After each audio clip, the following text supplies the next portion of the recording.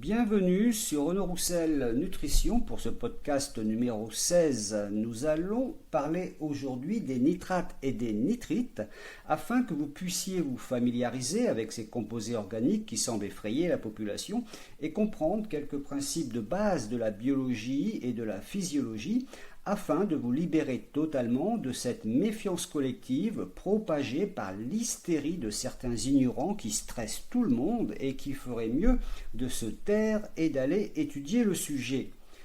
Il y a suffisamment de stress dans la vie des gens pour ne pas leur en rajouter sous prétexte de se rendre intéressant. J'ai longuement abordé le sujet des nitrates et des nitrites dans mon dernier livre, Santé métabolique, immunité, microbiote, et je vous invite d'ailleurs à vous le procurer si ce n'est pas déjà fait. Mais il m'est apparu nécessaire de faire ce podcast consacré à ce seul sujet, tant cette question est récurrente lors de mes consultations en nutrition, je vous la livre. Et les nitrites alors, c'est vraiment cancérogène ? Alors, remettons les choses à leur place, dans l'ordre, afin de soulager les esprits inquiets, et surtout remettons de la science dans tout cela. Qu'est-ce qu'un nitrate et un nitrite ? Un ion nitrate, c'est un atome d'azote et 3 atomes d'oxygène. La formule chimique est donc NO3. Un ion nitrite, c'est un atome d'azote et 2 atomes d'oxygène. La formule chimique est donc NO2. Pourquoi N pour azote et pas A ? Tout simplement parce que la science utilise l'anglais et qu'en anglais on utilise le mot nitrogène qui est de source latine et que nous, Français, nous avons choisi la racine grecque, d'où azote et pas nitrogène.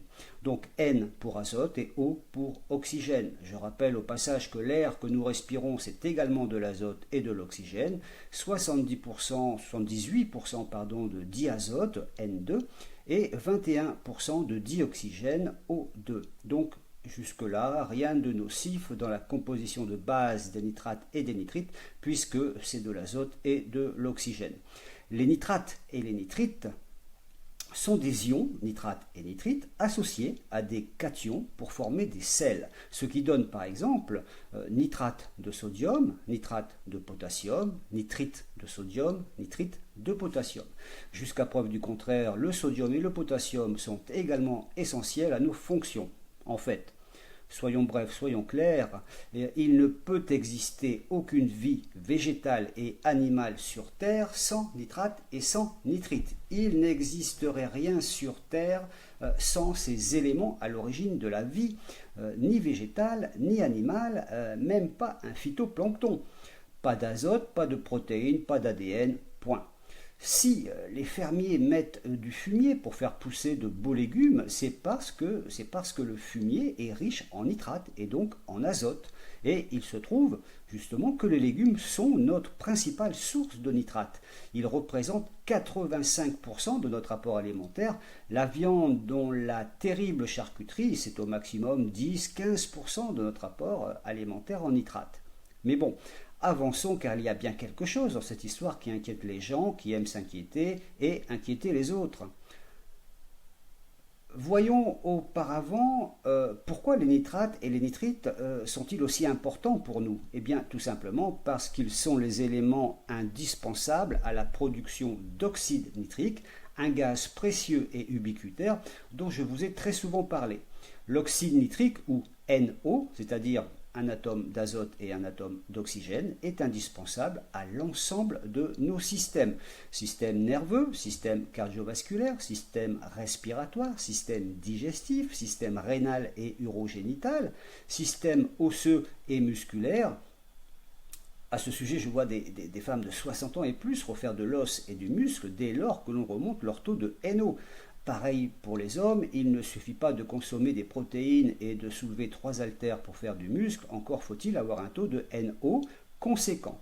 Le NO, oxyde nitrique, est également important pour les processus d'apoptose et d'autophagie, la réponse inflammatoire et immunitaire et la régulation insulinique. Bref, sans NO, rien ne fonctionne. Alors, comment ça marche ? Les nitrates alimentaires vont rapidement passer dans la circulation sanguine, les glandes salivaires vont capter ces nitrates de la circulation sanguine et les concentrer par 20 pour que notre salive soit pleine de nitrates 24 heures sur 24 toute notre vie. Elles sont formidables, ces petites glandes. La nature fonctionne ainsi. Pour qu'il y ait de la vie et de la qualité de vie, il faut des nitrates tout le temps et en quantité dans notre bouche. Une fois dans notre bouche, par le biais de la salive, les nitrates vont être convertis ou réduits en partie en nitrites par les enzymes, nitrate et nitrite réductase, des bactéries buccales dites dénitrifiantes, et les nitrites, une fois avalés avec la salive, seront réduits en oxyde nitrique dans l'estomac grâce aux bactéries buccales toujours et à l'environnement très acide fortement propice à cette réaction chimique. Ainsi va la nature et la biochimie. On a donc nitrate, nitrite, oxyde nitrique, soit NO3, NO2, NO. Une certaine quantité de nitrite passera à l'estomac et sera directement absorbée par les muqueuses du duodénum et du jéjunum, rejoindra la circulation sanguine et sera transformée en oxyde nitrique plus loin au sein des différents organes et notamment au niveau de la paroi des artères. L'oxyde nitrique est le gage ultime d'une bonne souplesse artérielle et d'une bonne capacité de ces vaisseaux à se dilater. L'oxyde nitrique issu des nitrates et nitrite, c'est le gaz anti-infarctus. Pas d'oxyde nitrique, infarctus, beaucoup d'oxyde nitrique, pas d'infarctus. Que les hystériques au discours péremptoire que j'ai pu voir sur les plateaux télévisés, le visage gonflé de haine, rouge de colère, les jugulaires turgescentes, en hurlant la menace mortelle des nitrates et des nitrites, devraient plutôt remercier ces composés organiques d'être une source fondamentale de l'oxyde nitrique qui leur évite la mort en direct. Heureusement que la nature n'attend pas la science des pseudo-savants et surtout qu'elle s'en moque totalement, car Homo sapiens aurait disparu depuis longtemps. Le problème n'est donc pas, vous l'avez compris, les nitrates et les nitrites en tant que tels, ni en tant que sels, et ça, la science l'a bien compris, comme nous allons le voir plus loin. Il n'y a aucun problème avec les nitrates et les nitrites, c'est largement étudié, publié et admis. Alors, qu'est-ce qui inquiète tout de même certains scientifiques avec notre malheureuse tranche de jambon avec des nitrites en guise de conservateur? Nous allons le voir, bien sûr. Ce ne sont en tout cas pas les nitrates et les nitrites liés à la charcuterie, car imaginons une assiette composée d'une tranche de jambon et d'épinards. La source majeure de nitrates et de nitrites est alors de très loin les épinards, un légume par nature très riche en nitrates qui seront convertis en nitrites lors de la mastication. La tranche de jambon étant d'un apport en nitrites infiniment moindre. Il y a tout de même, avant d'aller plus loin, un problème important que je souhaiterais évoquer dès maintenant et dont personne ne parle, et certainement pas les excités du bulbe qui n'entendent rien au microbiote et sa biochimie. C'est le problème d'une mauvaise flore buccale et d'une mauvaise acidité gastrique. Nous avons vu que la conversion ou réduction des nitrates en nitrites était réalisée par des bactéries buccales spécifiques, puis celle des nitrites en oxyde nitrique plus loin dans l'estomac.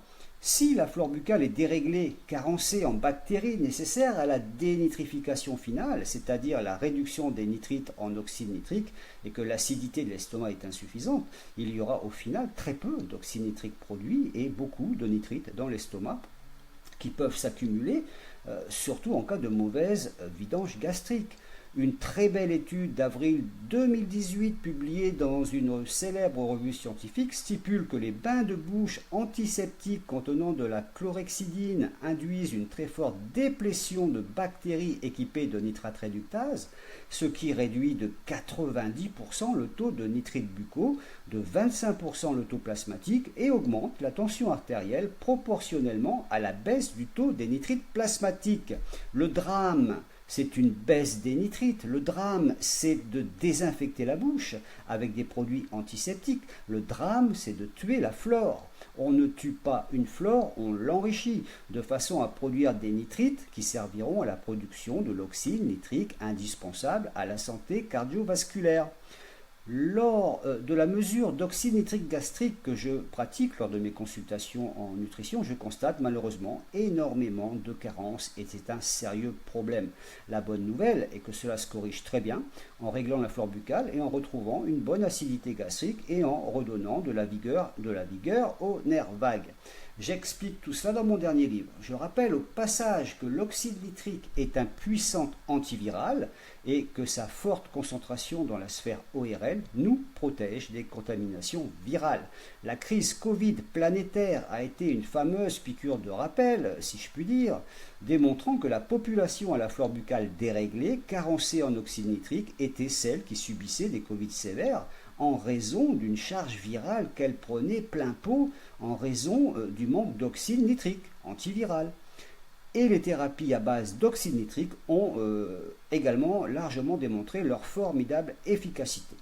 La nature a prévu pour nous une flore buccale productrice d'oxyde nitrique à partir des nitrates et des nitrites, et nous, comme à notre éternelle habitude, nous avons perverti cette flore buccale par une alimentation dénaturée et des traitements médicaux dévastateurs. Rappelons que le nerf vague a un rôle majeur avec la flore buccale dans la production d'oxyde nitrique.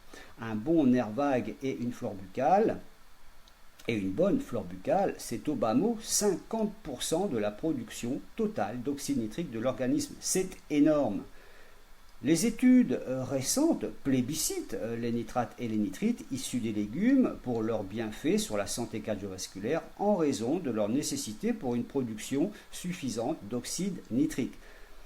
D'accord, mais encore faut-il avoir une bonne flore buccale, un bon nerf vague et une bonne acidité gastrique pour aller des nitrates à l'oxyde nitrique sans s'arrêter au stade des nitrites. Car, à défaut, on accuse par manque de réflexion intelligente les nitrites et on va désigner bien évidemment le coupable idéal, la tranche de jambon. C'est presque comique. Je le rappelle, trop peu d'oxyde nitrique, c'est l'hypertension assurée, un risque important d'infarctus. La crainte de certaines personnes informées, certes, mais insuffisamment, n'est en réalité pas celle des nitrates et des nitrites, mais celle des composés organiques qui se créent lorsque les nitrites entrent en contact avec certains acides aminés issus des protéines alimentaires, le fer étant le facteur initiant le processus. J'entends les nitrosamines. Les nitrosamines sont suspectées d'être probablement cancérogènes lorsqu'elles sont produites en quantité et de façon pérenne, mais aucune étude, absolument aucune, n'a été capable de définir la quantité précise qui pourrait être problématique. Aucun lien de causalité, vous entendez bien, aucun lien de causalité n'a pu être établi entre les nitrosamines d'origine alimentaire, via la viande, le fer et les nitrites, et le cancer chez l'humain, que ce soit le cancer de la prostate, du sein, des reins ou du côlon. Ça n'existe pas. A l'inverse, la causalité des bactéries buccales et des herpesvirus a été parfaitement démontrée. Le cancer du côlon droit, c'est un fusobacterium d'origine buccale. Tout cela est expliqué dans mon dernier livre. Concernant les nitrosamines, personne ne connaît la dose dite suffisante chez l'homme qui pourrait induire un risque de cancérogenèse. Personne. La dose suffisante serait très certainement bien au-delà de ce que peut générer une alimentation normale si on se reporte aux expérimentations faites sur la souris et si l'on réussissait à transposer les résultats à l'échelle de la physiologie humaine. Et ça, ce n'est pas évident. Mais on peut comprendre que l'on puisse se poser la question, car c'est plutôt sain, d'une éventuelle dangerosité des nitrosamines par principe de précaution. Mais lorsque l'on se penche sur les études scientifiques sérieuses, les réponses sont rassurantes. Je m'explique. Les nitrosamines sont des molécules variées.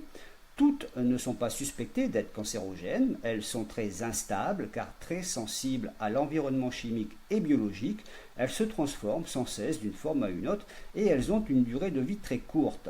C'est-à-dire que c'est une soupe chimique en perpétuelle ébullition aux réactions et toxicités changeantes, que ce soit en dehors de l'organisme pour les viandes traitées ou une fois dans l'organisme tout au long du tractus bucco-gastro-intestinal.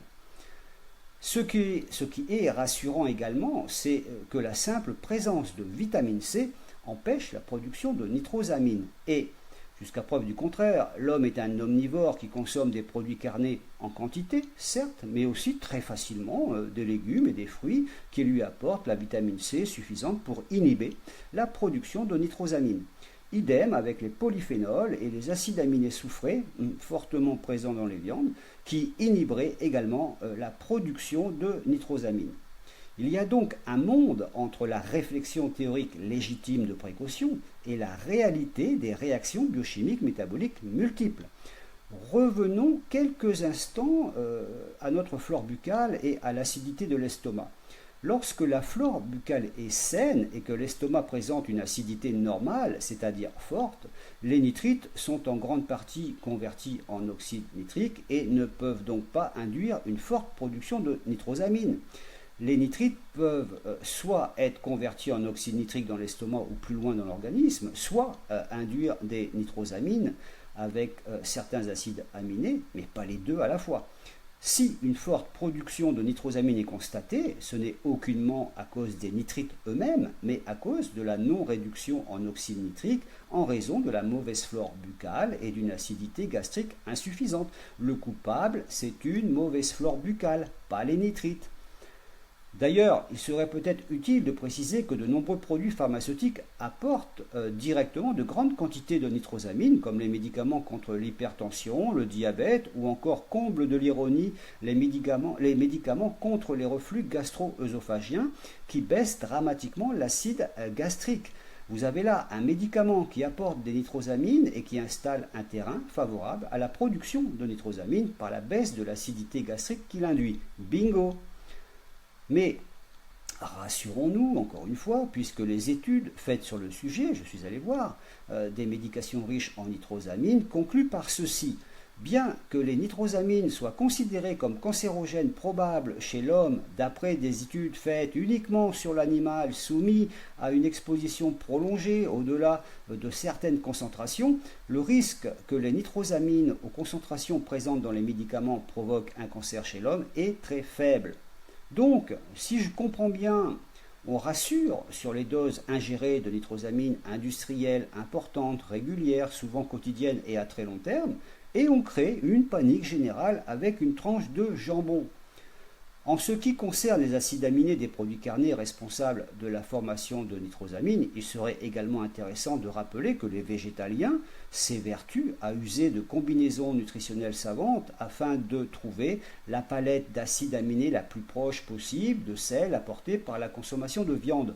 Une palette d'acides aminés gage d'une bonne santé métabolique et physique et qu'un acide aminé reste un acide aminé, qu'il soit animal ou végétal. Il existe tout de même un certain niveau d'hypocrisie dans tout cela. Nous sommes entrés dans une ère idéologique qui incrimine tous les produits carnés à tout niveau et qui plébiscite les produits végétaux à tout niveau. La nature ne fonctionne pas ainsi. Seul le cerveau humain interprète en fonction de ce qui lui convient à un moment donné. C'est de la politique, pas de la physiologie.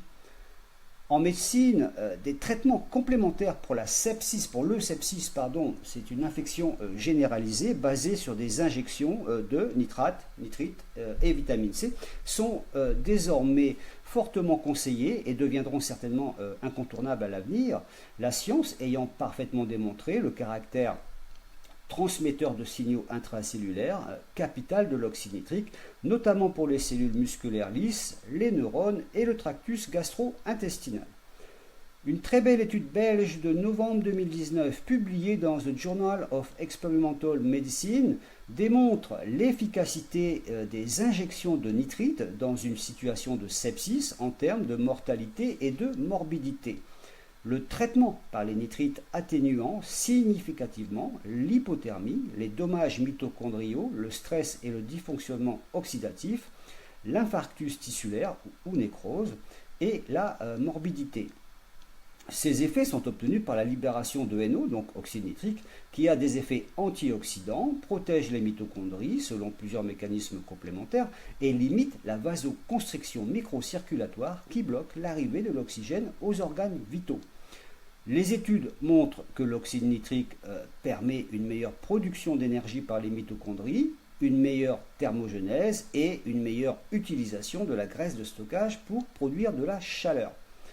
D'autres études sur le sepsis concluent qu'un apport en nitrite serait de l'ordre de l'urgence vitale, par injection en premier lieu, puis par apport de nitrate alimentaire. Satané nitrite, n'est-ce pas? Rappelons que les nitrates et nitrites sont des conservateurs utilisés par l'industrie alimentaire pour leur grande efficacité à éviter les contaminations par Clostridium botulinum, Listeria monocytogenes et Salmonella, des bactéries extrêmement nocives. Ça, c'est pour notre tranche de jambon. Mais chez nous, les études démontrent parfaitement l'effet protecteur des nitrites produits dans la bouche à partir des nitrates apportés par la salive contre les bactéries pathogènes buccales et gastriques. Les nitrites nous protègent comme ils nous protègent la tranche de jambon. Les nitrites protègent la dentition contre les bactéries pathogènes. Dans l'estomac, la réduction des nitrites en oxyde nitrique permet la régulation du flux sanguin muqueux et la production de mucus. Il protège la muqueuse gastrique et assure son intégrité et constitue une première ligne de défense à l'encontre des germes pathogènes ingérés. Ça, c'est une publication de la revue Anesthésiologie de décembre 2010. L'ulcération gastrique, c'est un manque d'oxyde nitrique, un manque de protection antibactérienne et antivirale. Tout cela est scientifiquement incontestable. Avançons un peu dans la physiologie. Tous les nitrates salivaires ne sont pas convertis en nitrites. Les nitrates restants atteindront le côlon où ils seront évacués par les selles et serviront au passage de source d'azote pour la flore côlique. Elle n'est pas belle la nature ? Notre peau est très riche en nitrates, et oui, ils sont partout. Et l'exposition aux UV solaires induit également la réduction des nitrates en nitrites, puis ces nitrites seront transformés en oxyde nitrique une fois dans la circulation sanguine. La science démontre ainsi une voie intéressante de production d'oxyde nitrique à partir des nitrates de la peau via l'activation des UVA, indépendamment donc de la voie salivaire. Notre corps fait tout pour produire de l'oxyde nitrique, tant il en connaît l'importance pour l'ensemble de ces systèmes, surtout cardiovasculaires. La perfusion de nitrite est par ailleurs envisagée en médecine d'urgence et de réanimation pour sa simplicité et son efficacité. Les études montrent à rebours que les patients en réanimation sont pour la plupart sévèrement carencés en nitrite. Les nitrites peuvent être également transformés en oxyde nitrique par les globules rouges et les mitochondries, tout cela allant dans le sens d'une meilleure efficacité de nos systèmes, tissus et organes. C'est, encore une fois, parfaitement démontré. Un peu d'histoire. Le genre humain a toujours été consommateur de viande et de produits carnés, les végétaux venant agrémenter les repas, les compléter ou se substituer aux produits animaux en cas de carence alimentaire animale. La chasse étant un exercice incertain, parfois périlleux, le gâchis n'était pas de mise et les hommes ont toujours cherché à conserver les produits de leur chasse et de leur pêche, ce qui leur permet d'assurer leur apport énergétique pour des semaines, des mois et d'anticiper des hivers peu fructueux. Depuis des siècles et des siècles, bien avant l'avènement de la science, les hommes utilisaient par expérience le sel comme moyen de conservation de façon à retirer l'humidité et éviter la détérioration de la viande. Ils utilisaient le sel à disposition et ce sel contenait naturellement du nitrate de potassium, du salpêtre, du E252. Ouh là là, les pauvres gens, ils utilisaient sans le savoir du E252, ça fait froid dans le dos. Dès 850 avant notre ère, de nombreuses populations comme les Grecs, les Romains, les Samariens utilisaient directement le nitrate de potassium pour conserver les viandes.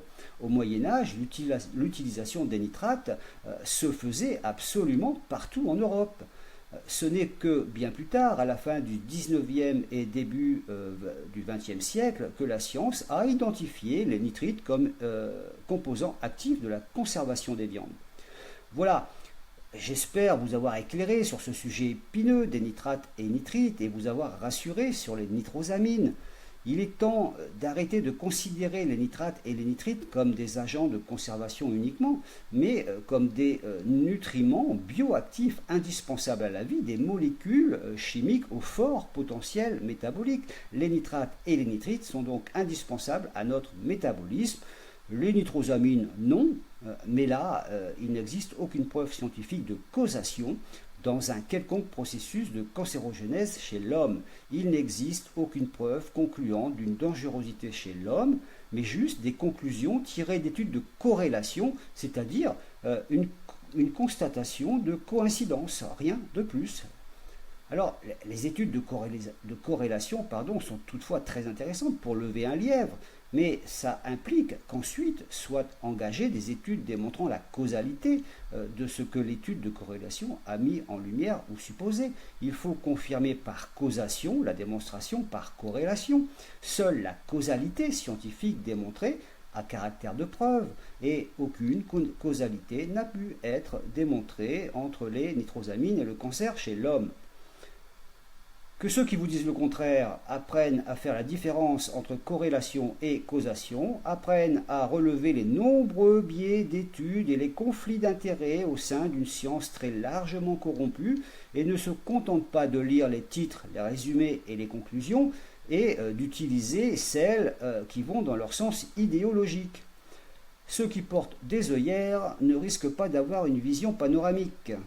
Donc, s'il faut vous rassurer davantage sur les nitrosamines, veuillez simplement vous assurer de ne pas être carencé en vitamine C et le problème éventuel est réglé. Quant aux nitrosamines exogènes apportées par une tranche de jambon, rien n'est établi scientifiquement sur les quantités pouvant induire une éventuelle dangerosité, et aucune dose concrète ne peut être évaluée tant ces molécules sont instables et changeantes. Vous avez compris que les éléments majeurs de la santé étaient la qualité de la flore buccale, qui dépend de la richesse en famille de bactéries qui la composent, ainsi que l'acidité de l'estomac, de la vitesse de sa vidange et donc de la tonicité du nerf vague. Pour plus de détails, vous pouvez vous reporter au chapitre 4 de mon dernier livre et aux études référencées et de mes nombreux posts et podcasts sur les réseaux sociaux. N'oubliez pas de liker ce podcast et de le partager avec vos proches et amis qui pourraient être intéressés, et de vous abonner à la chaîne afin de la soutenir. À bientôt pour un nouveau sujet.